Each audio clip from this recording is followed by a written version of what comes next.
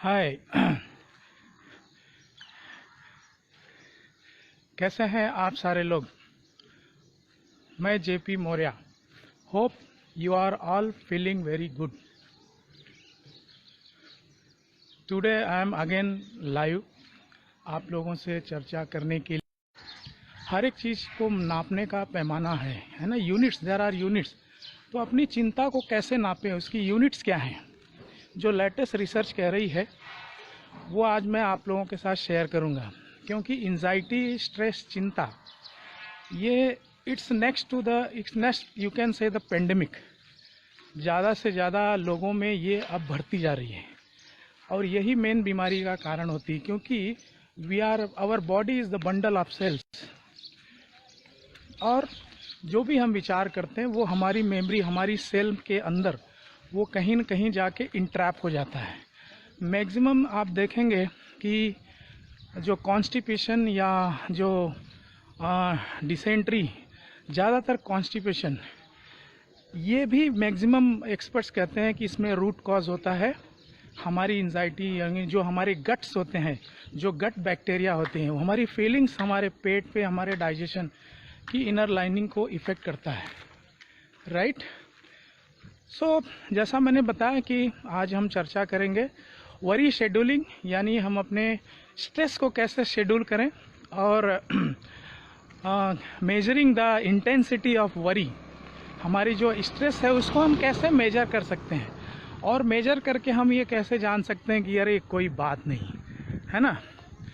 तो क्योंकि ये चीज़ें मुझे भी बहुत प्रभावित करती थी, और मैं कुछ अपने एक्सपीरियंस भी शेयर करना चाहूँगा। फॉर एग्ज़ाम्पल कि जैसे मैं सुबह सोकर उठता था तो छोटी छोटी जो चीज़ें होती हैं, एक तो भविष्य की बात होती है या नेक्स्ट मोमेंट की बात होती है ना। तो वो ब्रेन के अंदर एक प्रकार से, हमारे ब्रेन के अंदर कहीं न कहीं एक जैसे भारी भारीपन सा, और उसके बहुत सारे दूसरे साइड इफ़ेक्ट्स होते थे, है ना। मूड ख़राब रहता था। तो माय डियर फ्रेंड्स, एक चीज़ मैं बताना चाहूँगा। ऐसा रिसर्च कहता है, ऐसा जो रिसर्च में लिखा गया है, Mister Sanjay Kumar is watching. Hi Sanjay Kumar, how are you.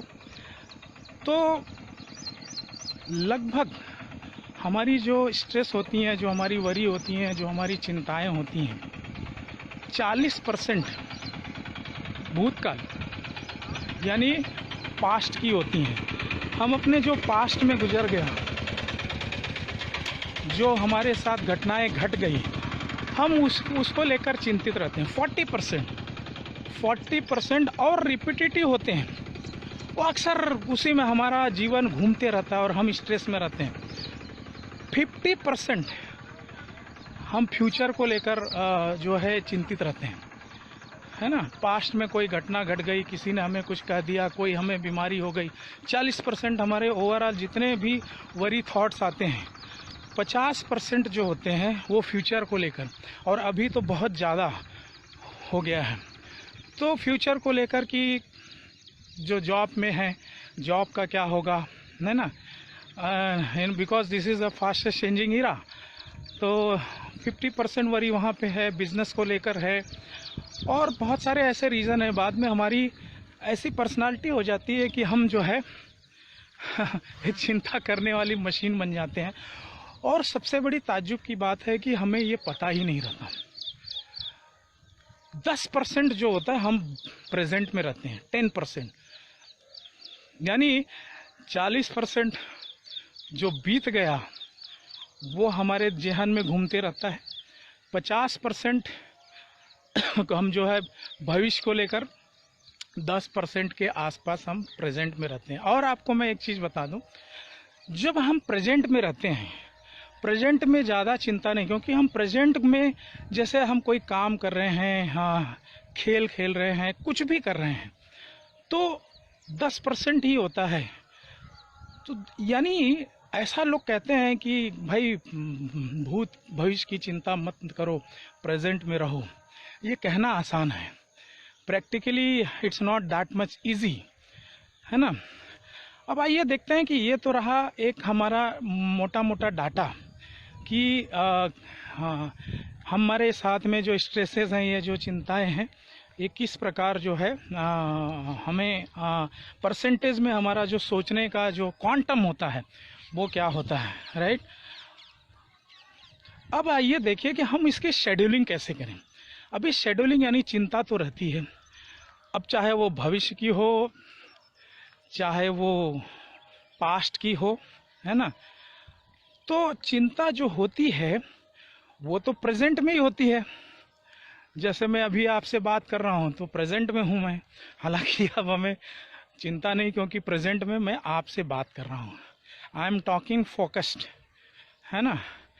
तो एक मिनट मैं थोड़ा सा आपको व्यू दिखा देता हूँ। This is the area which I have shared कि this is the area where poor people live and lot of dogs are there, most of them are familiar.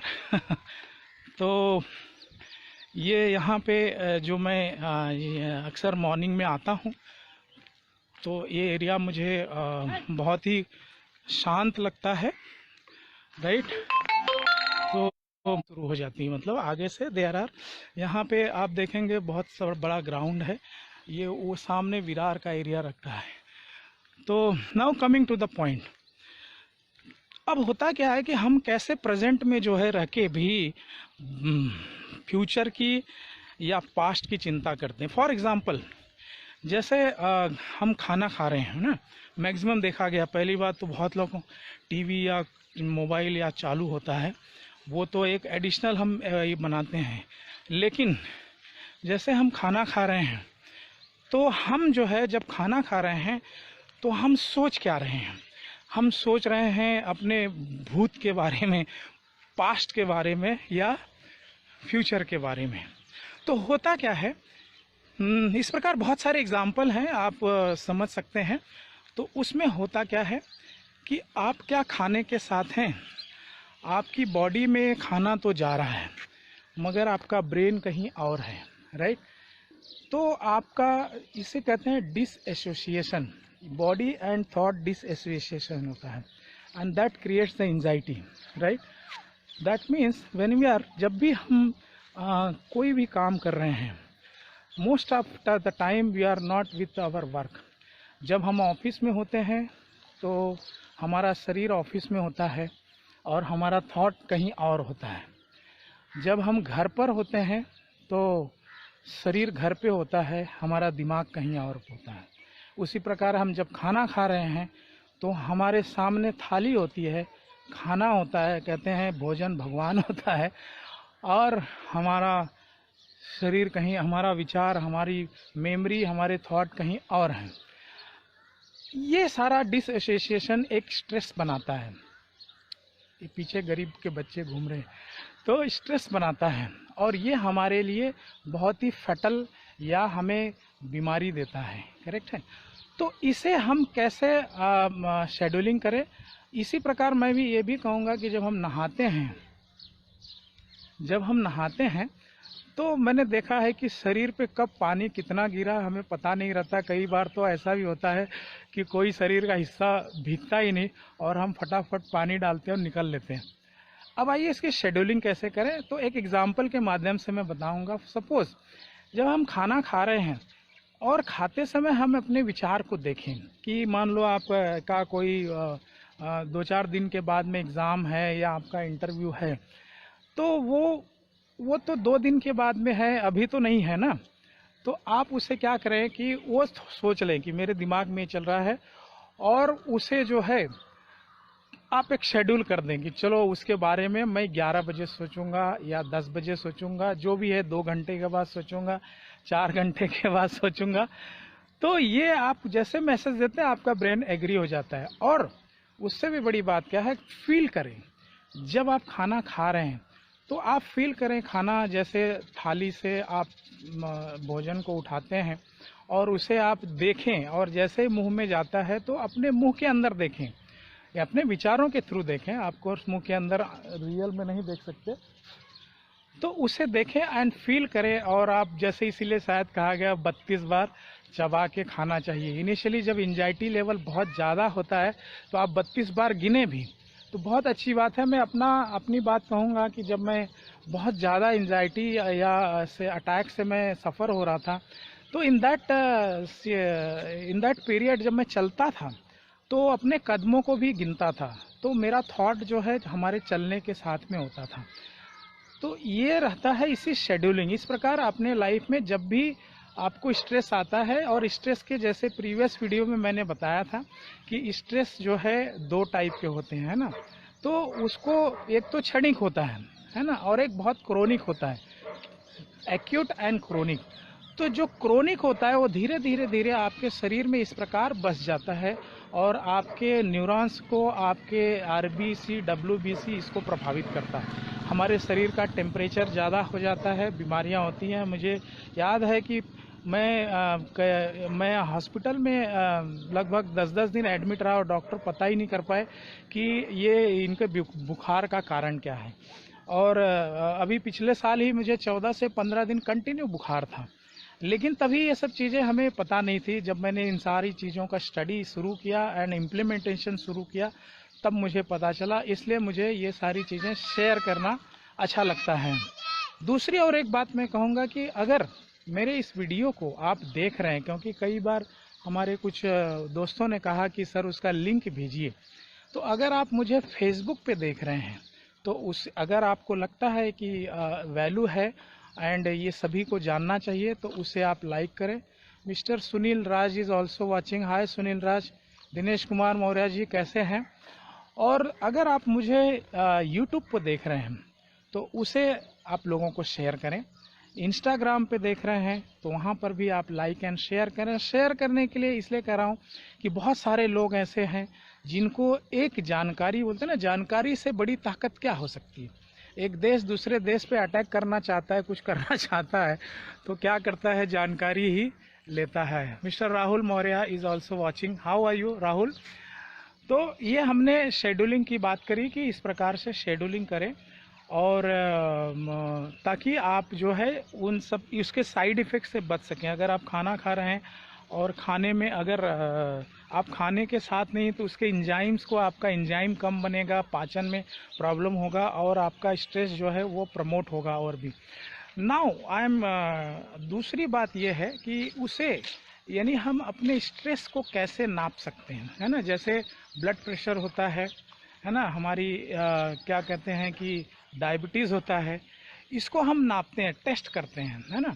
अपने वजन को हमें पता है, हम नाप सकते हैं। तो ये चीज़ मैं आपको बताऊंगा कि अपने स्ट्रेस को कैसे नापें, है ना। इसीलिए कहीं पे किसी डॉक्टर के पास जाने की ज़रूरत नहीं है। बहुत सिंपल सी टेक्निक है और इस टेक्निक को बहुत ध्यान से सुनिएगा। वो टेक्निक ऐसा है माय डियर फ्रेंड कि आप, जैसा मैंने पहले शेयर किया, 40% जो है भविष्य, भूतकाल, पास्ट में, फ्यूचर को लेकर 50% और 10% हम प्रेजेंट में रहते हैं और ये हमारी चिंताओं का पैमाना है। लेकिन कोई भी चिंता हो, फॉर एग्जांपल जैसे अगर मुझे कल क्रिकेट खेलने जाना है, राइट, या मेरा मैच है और मान लीजिए कल ही मेरा रिजल्ट है, तो मेरी दोनों चिंताएं हैं, है ना। प्रैक्टिकली दोनों जो स्ट्रेस है, प्रैक्टिकली हमारे प्रैक्टिकल लाइफ में उसका प्रभाव उतना नहीं पड़ता। भाई कल मैच है, खेल लेंगे, हार लेंगे, जीत लेंगे, क्या फ़र्क पड़ता है। और अगर मेरा कोई रिजल्ट है तो भाई हमने एग्ज़ाम या जो भी था करना कर दिया, जो होना है वो तो होगा।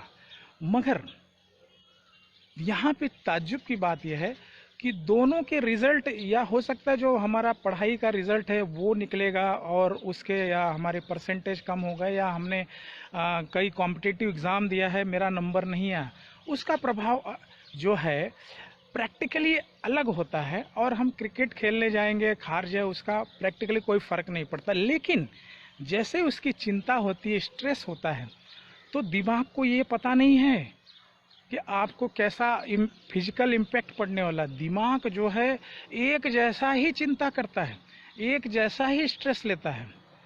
तो दिमाग ये है, तो इसको हम कैसे जाने, बहुत सिंपल है, ध्यान से देखिएगा। तो आपकी जो भी चिंताएं हैं बड़ी छोटी, उन चिंताओं को, क्रोनिक हैं या एक्यूट हैं, परमानेंट रहने वाली चिंताएं हैं, जॉब को लेकर, बिजनेस को लेकर, जो भी है, आप क्या करें, उन चिंताओं को लिख लें, है ना, या ना लिख लें, भले याद हैं। अभी जैसे मैं बोल रहा हूँ तो मुझे पता है कि मुझे मेरी सबसे बड़ी चिंताएं क्या क्या हैं, तो उसको फिर भी अगर पेपर से, पेन और पेपर से शुरुआत करेंगे तो बहुत अच्छा रिजल्ट आएगा।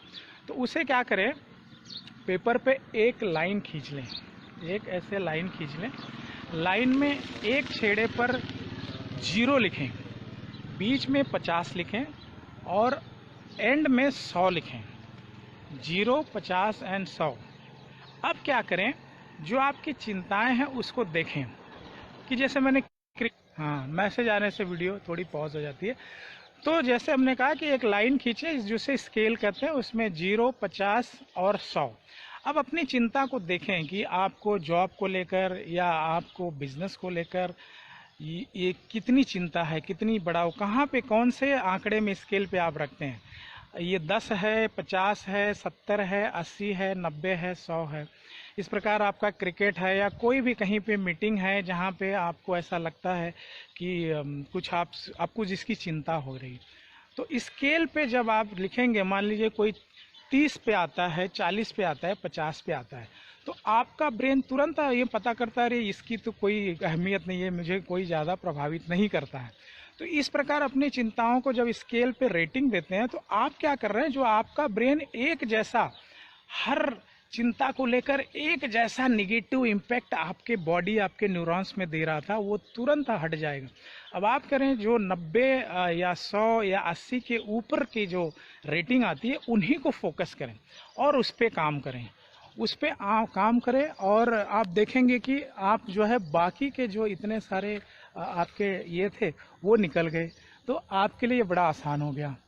तो बाकी को आपने समझ लिया कि भाई इसकी वैल्यू नहीं है, चलो इससे तो हम ऐसे निपट लेंगे। तो इस प्रकार से आप जो है अपने जो एंजाइटी है, ये तो आता रहेगा।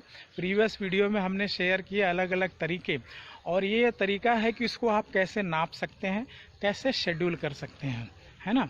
तो मुझे लगता है कि I must now stop this video, समय भी हो गया है, एंड आज के लिए इतना ही। और मेरी इस वीडियो को आप जो है, आपको लगता है कि it's value to everybody life and लोगों को इसकी ज़रूरत है, तो इसे आप शेयर करिए, लाइक करिए और ज़्यादा से ज़्यादा लोगों को बांटिए, क्योंकि बांटना से भी चिंता बहुत तेज़ी से कम होती है। तो thank you so much, bye bye, take very good care of your self, see you, thank you.